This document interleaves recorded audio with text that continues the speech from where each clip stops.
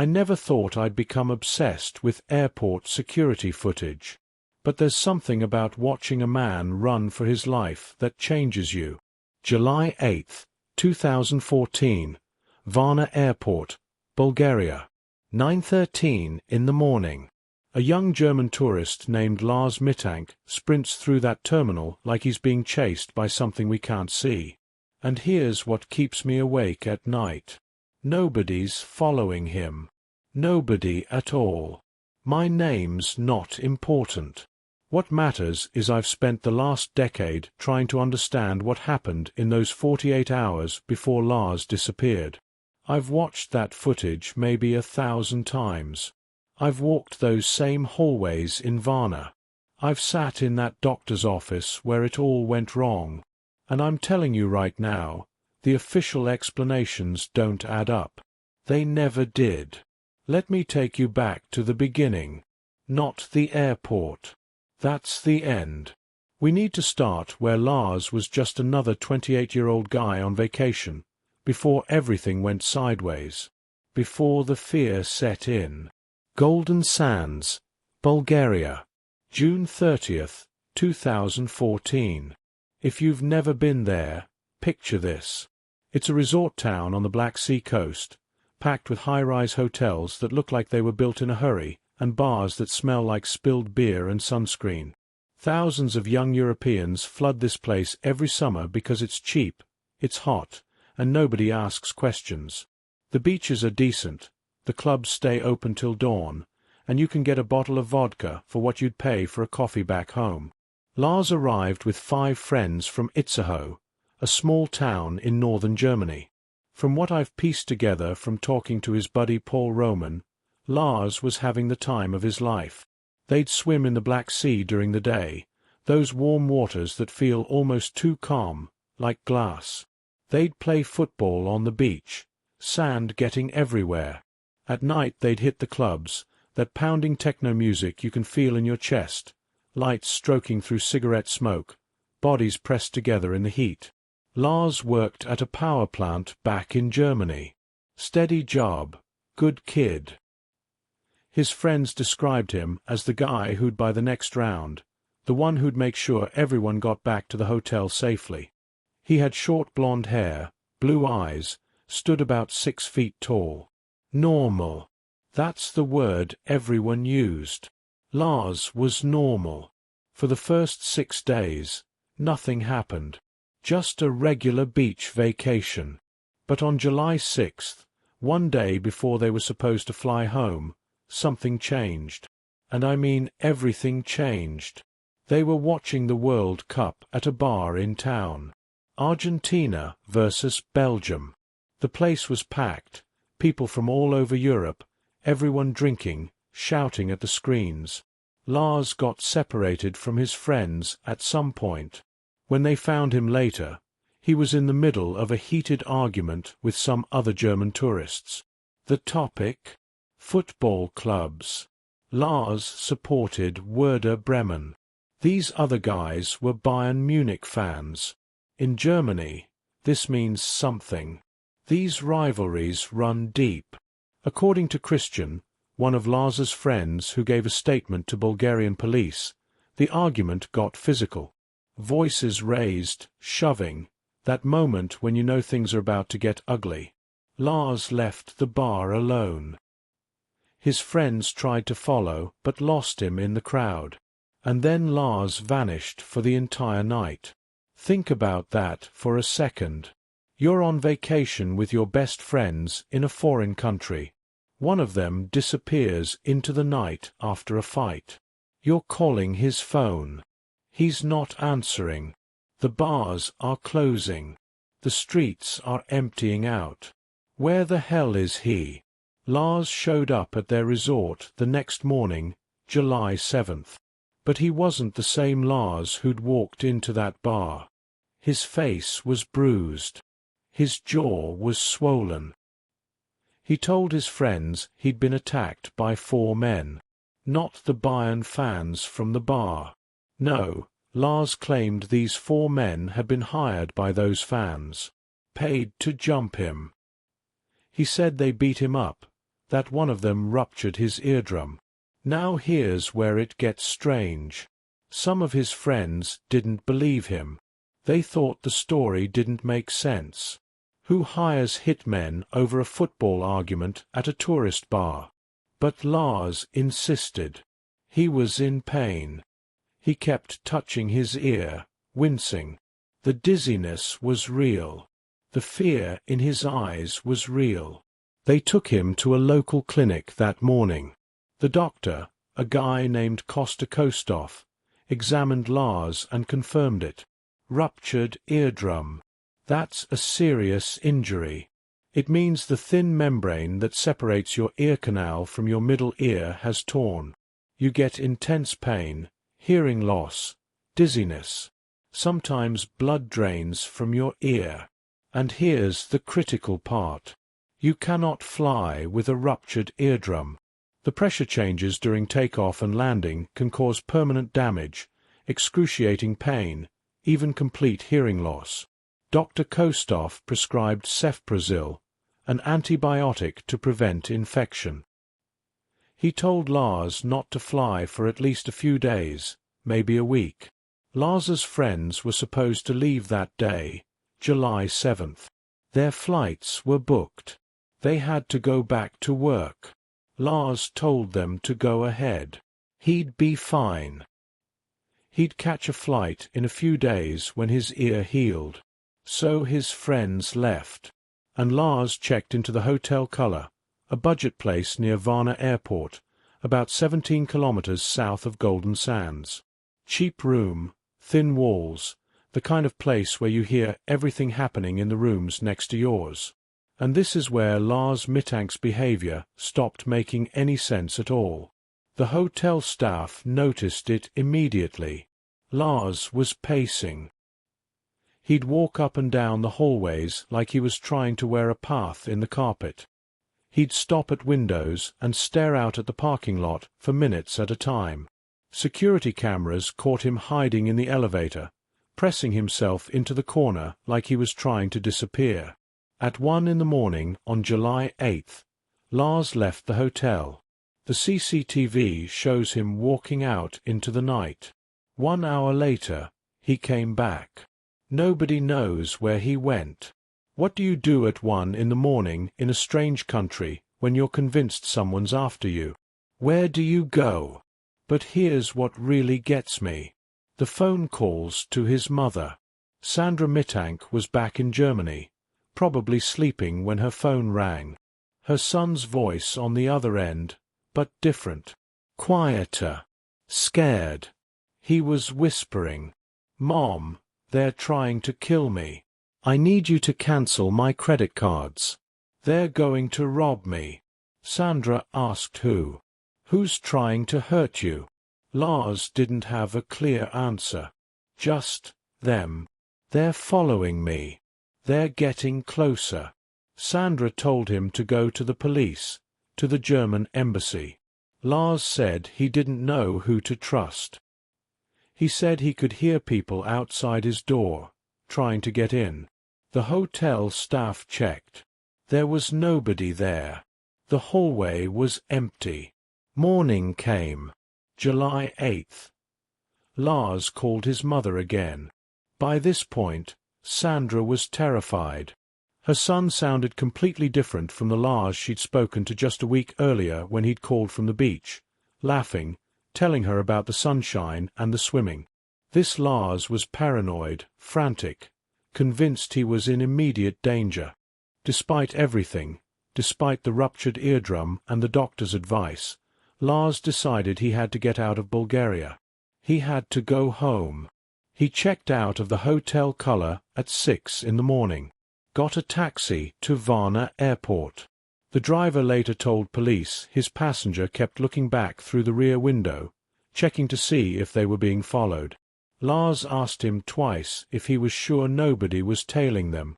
They arrived at the airport at 8:30. This is where we have the footage. And I need you to understand something about these security cameras. They're not great quality. Grainy, black and white, wide-angle lenses that distort everything. But they captured enough.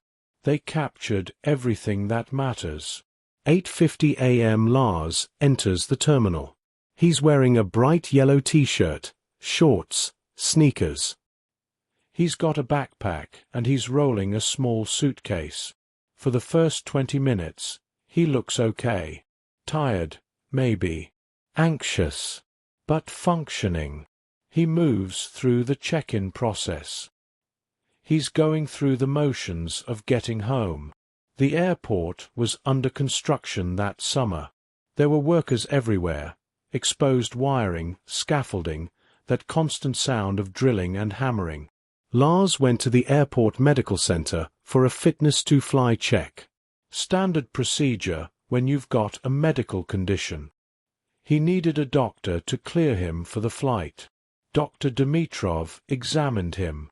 According to the doctor's statement, Lars was cooperative at first, but visibly nervous, sweating despite the air conditioning. His hands were shaking. He kept asking about his medication, about whether the cefprozil could be causing his symptoms. The doctor assured him the antibiotic was safe, standard prescription. Nothing unusual. And then a construction worker opened the door to the medical office. Just walked in to ask the doctor a quick question about the renovations. Something completely ordinary. Something that happens 100 times a day in any building under construction. Lars's reaction was anything but ordinary. According to Dr. Dimitrov, Lars started trembling violently. His eyes went wide. Not just surprised. Terrified. He looked at that construction worker like he'd just seen death walk through the door. And then Lars screamed.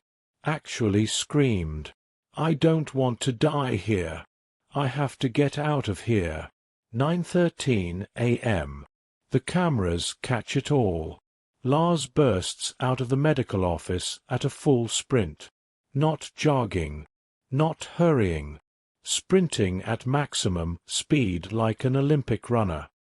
His face, even in that grainy footage, you can see the pure terror. Mouth open, eyes wild. He's weaving between people in the terminal, knocking into travelers, their luggage scattering. Watch his body language. I've shown this footage to body language experts, former FBI profilers, people who study human behavior for a living. They all say the same thing. That's genuine fear. You can't fake that level of physical panic. The way his shoulders are hunched forward, the way he keeps looking back every few seconds, the total abandonment of everything he's carrying. That's a man who believes he's about to die. He drops his suitcase next to a taxi outside the terminal. Just leaves it there. Inside that suitcase are all his clothes, his toiletries, everything he brought to Bulgaria. He doesn't care. He vaults over a waist-high barrier like it's not even there, lands running. The exterior cameras show him crossing the parking lot at full speed. And here's what haunts me. Nobody's chasing him. I've gone through every frame of that footage. Every single person in that terminal, in that parking lot. Nobody's running after Lars. Nobody's even paying much attention to him except to get out of his way. There's no threat visible to any of us watching. But to Lars, something was hunting him. He reaches the perimeter fence. 6 feet tall, metal bars, not easy to climb. Lars scales it like he's done it 1,000 times. Pure adrenaline. He drops down on the other side and keeps running, straight into a sunflower field that borders the airport. The flowers are tall, over his head in some places. The last frame where he's visible shows him maybe 200 yards from the airport, still running full speed, heading toward a dense forest area. And then he's gone. Just gone. Like he ran straight out of existence. The Bulgarian police were called immediately. Airport security reported a man fleeing in apparent distress, abandoning all his belongings. They found Lars's suitcase, his backpack, his wallet with all his money and credit cards, his passport, his phone. Everything. Everything except Lars. They started searching right away. Police dogs, helicopters, teams on foot combing through that sunflower field and the forest beyond. It was high summer, brutally hot. We're talking 35 degrees Celsius, over 95 Fahrenheit. The kind of heat where you're sweating just standing still. Lars was running in that heat, running in shorts and a t-shirt with no water, no supplies, into wilderness. They searched for days. Nothing. No trace. No torn clothing on fences, no footprints in the soft earth past the field, no sightings by farmers or workers in the area. It's like Lars ran into that forest and vanished into thin air. His mother Sandra flew to Bulgaria on July 12th, 4 days after he disappeared. I met her once, 3 years after Lars went missing. She's the kind of woman who doesn't give up. Can't give up. She printed thousands of flyers with Lars's photo. She walked every street in Varna, every street in Golden Sands, showing his picture to anyone who'd look. Have you seen my son? Please, have you seen him? The official investigation hit dead end after dead end. The Bulgarian authorities were cooperative but limited. This was a foreign national, no body, no crime scene, no evidence of foul play. Just a disturbed man who ran into the woods. They kept the case open, but active searching stopped after a few weeks. Sandra hired a private investigator, a German guy named Andreas Gutig. He's good too. Former police detective, speaks Bulgarian, has connections. He checked every hospital in the region for unidentified patients. He investigated the men Lars fought with at the bar. He tracked down the construction worker who'd entered the doctor's office. Nothing. Every lead turned cold. And then the theories started. When you've got a case this bizarre, everyone's got an explanation. Some people said Lars was murdered by criminals, human traffickers operating in the area. But there's no evidence of that. No witnesses, no body, no reason to target a random German tourist. Others focused on the medication. Cefprozil can cause psychiatric side effects in rare cases.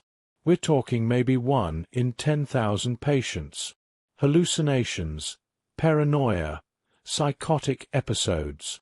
But here's what nobody talks about enough. When Dr. Kostov, the doctor who originally prescribed the antibiotic, was interviewed later, he said something crucial. Lars never filled the prescription. He never took the medication. Let that sink in. The most popular theory for Lars's behavior, the one his mother believes, the one that makes the most medical sense, it doesn't work. Because Lars wasn't taking the drug that was supposed to have caused his psychotic break. So what happened? Some people speculate he took something else. A drug he didn't tell anyone about. Maybe during that missing night after the bar fight, someone slipped him something. There were reports of synthetic drugs circulating in Bulgarian clubs that summer.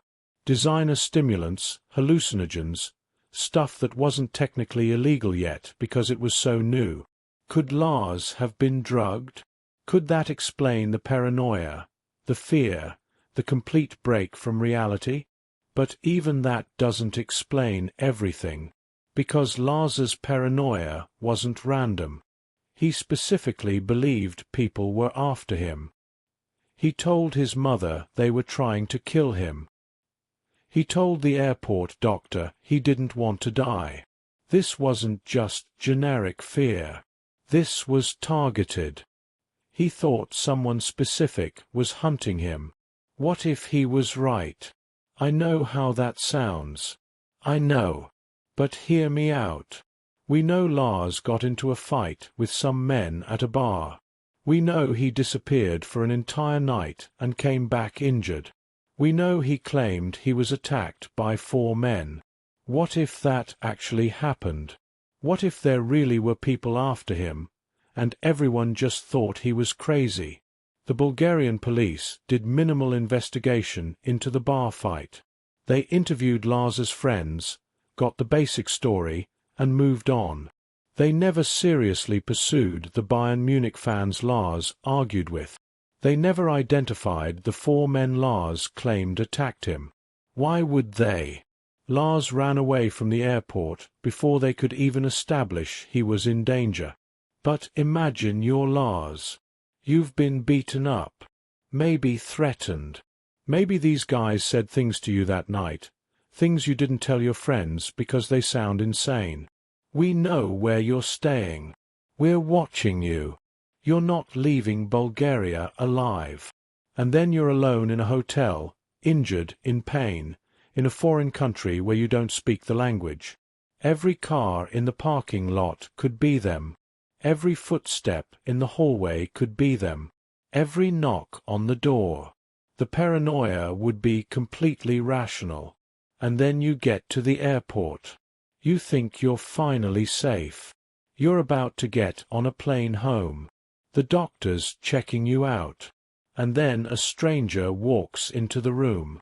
A construction worker you've never seen before. In your terrified mind, that's it. They found you. They got to the doctor. They've been watching you the whole time. This is how it ends. So you run. You run because it's the only option left. And maybe you're thinking you'll hide in the forest until the plane leaves, until you figure out a new plan. But the heat and the fear and the exhaustion, they catch up to you. Your body gives out. You collapse somewhere in those woods, somewhere the search teams missed. And that's where you stay. There have been sightings over the years. None confirmed, but worth mentioning. About a year after Lars disappeared, a truck driver reported picking up a hitchhiker near Varna who looked like him. Didn't get a name, dropped the guy off in town, thought nothing of it until he saw Lars's case on the news months later. In 2019, another truck driver, this one in Germany, gave a ride to a man traveling from Dresden to Brandenburg. Long trip, plenty of time to talk. Except this hitchhiker didn't want to talk much. Had long hair, beard, tired eyes, prominent cheekbones. The driver said later he seemed like someone who'd been living rough, maybe homeless. He only made the connection to Lars when he saw a documentary about the case 6 months after the fact. Sandra believes her son is alive. She thinks he might have amnesia, might not know who he is anymore. It's possible. Head injuries can cause memory loss. If Lars hit his head during the fight, combined with the trauma of whatever happened next, his brain could have essentially rebooted, wiped out his identity. He could be out there right now, living as someone else, not knowing people are looking for him. Or he's exactly where he ended up on July 8, 2014. Somewhere in the forest outside Varna Airport. Somewhere the searchers missed because the area is vast, and the terrain is difficult, and bodies decompose fast in summer heat. Maybe one day a hiker will find remains, a yellow t-shirt, a worn shoe. Maybe we'll finally know. But here's what keeps me up at night. It's not the mystery of where Lars went. It's the footage. That moment when he runs. I've watched it frame by frame, second by second. And what I see in his face isn't confusion. It's not a psychotic break or a drug-induced hallucination. What I see is recognition. Like he saw something he'd been dreading, something he knew was coming. What did Lars Mittank see in that doctor's office? Who was the construction worker who walked through that door? The Bulgarian police never got his name, never identified him. He was just one of dozens of workers renovating the airport that summer. Could have been anyone.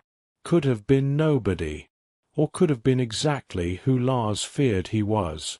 The official position is that Lars experienced some kind of mental health crisis. Acute paranoid psychosis brought on by head trauma, stress, possibly unknown substances.